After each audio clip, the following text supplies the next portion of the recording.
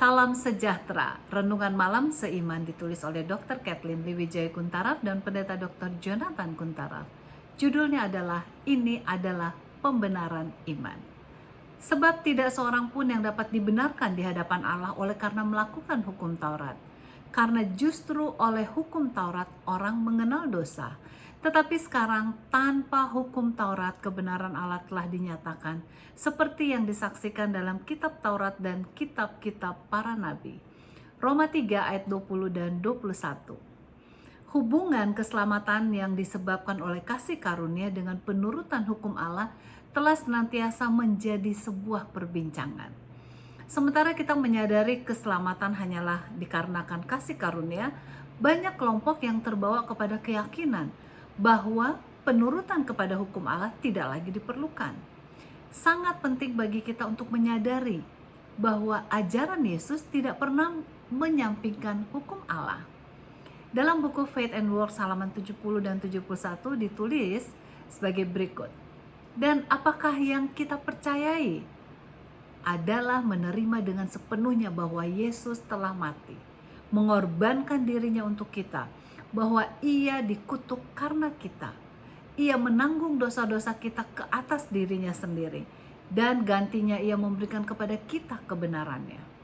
Oleh karena itu kita dapat menuntut kebenaran Kristus hanya dengan mempercayainya, dan itu akan menjadi kebenaran kita. Ia adalah juru selamat kita. Ia menyelamatkan kita karena Ia berkata Ia akan melakukannya. Apakah kita perlu untuk pergi mencari tahu semua penjelasan bagaimana Ia dapat menyelamatkan kita? Apakah kita memiliki kebaikan yang berasal dari diri kita sendiri yang akan membuat kita lebih baik serta bersih dari cacat dosa dan memungkinkan kita untuk datang kepada Allah?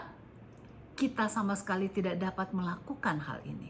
Tidak tahukah kamu pada saat orang muda datang kepada Kristus dan bertanya apa yang harus ia lakukan untuk mendapatkan kehidupan kekal? Lalu Kristus berkata kepadanya untuk memelihara hukum-hukumnya. Ia berkata, saya telah melakukannya. Sekarang Tuhan ingin membawa pelajaran ini kembali. Apalagi yang kurang? Saya telah melakukan seluruhnya. Bisa lihat dalam Matius 19 ayat 20, ia tidak menyadari bahwa ada sesuatu dalam dirinya yang membuatnya tidak bisa mendapatkan kehidupan yang kekal. Saya telah melakukan semuanya, ia berkata. Sekarang Kristus menyentuh bagian yang sensitif dari hatinya. Ia berkata, marilah, ikutlah aku, dan engkau akan hidup. Dan apakah yang ia lakukan? Ia berpaling dengan penuh kesedihan karena ia memiliki banyak harta. Dia sebenarnya sama sekali tidak memelihara hukum Tuhan. Dia seharusnya menerima Yesus Kristus sebagai juru selamatnya dan memegang kebenarannya. Lalu, sementara ia memiliki kebenaran Kristus, barulah ia dapat memelihara hukum Allah seutuhnya. Penguasa muda itu tidak dapat menginjak-injak hukum Tuhan di bawah kakinya. Ia harus menghargai hukum Tuhan serta mencintai hukum tersebut. Lalu Kristus akan menurunkan kuasa ilahi agar dapat dikombinasikan dengan usaha manusia. Sementara penurutan kepada hukum Allah itu penting, kita patut menyadari bahwa itu hanyalah mungkin akibat hasil bekerjanya Tuhan di dalam kehidupan kita. Kiranya itu boleh menjadi pengalaman kehidupan kita masing-masing. Tuhan Yesus memberkati.